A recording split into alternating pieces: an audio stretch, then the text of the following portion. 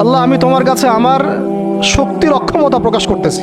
তাইফবাসী আমার সাথে এগুলো করলো, আমার তো শক্তি নাই এখন, আমার এই শক্তির অক্ষমতা আল্লাহ আমি তোমার কাছে প্রকাশ করতেছি। ইলাইকা আশকুদু আফা কুওয়াতি, আমার শক্তির যে কুওয়াতের অক্ষমতা, দুর্বলতা আমি তোমার কাছে প্রকাশ করতেছি। এই যে সহনশীলতা, এই সয়ে নেওয়ার যে ক্ষমতার যে ঘাটতি, এগুলো আমি তোমার কাছে পেশ করতেছি। ওয়াহাওয়ানি আলান নাস, ওয়াহাওয়ানি আলান নাস।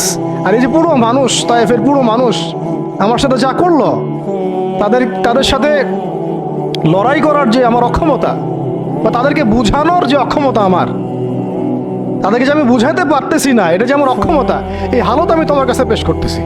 আল্লাহুম্মা ইলাইকা আশকু দুআফা কুওয়াতি ওয়া কিল্লাতা হিলাতি ওয়া হাওয়ানি আলান নাস। কি শব্দ! বলছি ইলা মান তাকিলুনি, আল্লাহুম্মা ইলা মান তাকিলুনি। আল্লাহ, তুমি আমাকে কাদের হাতে ন্যস্ত করলা? আল্লাহ, তুমি আমাকে কাদের হাতে ন্যস্ত করলা? ইলা আদুইন বাঈদিন ইয়াতাহাজ্জামুনি, আমাকে ঘর থেকে এত দূরে এনে, সেই মক্কা থেকে কত দূরে, আমাকে ঘর থেকে এত দূরে নিয়ে এসে আল্লাহ তুমি তোমার শত্রুদের হাতে আমাকে ন্যস্ত করলা। ইয়াতাহাজ্জামুনি, যারা চতুর্দিক থেকে আমাকে পাথর মারতেছে,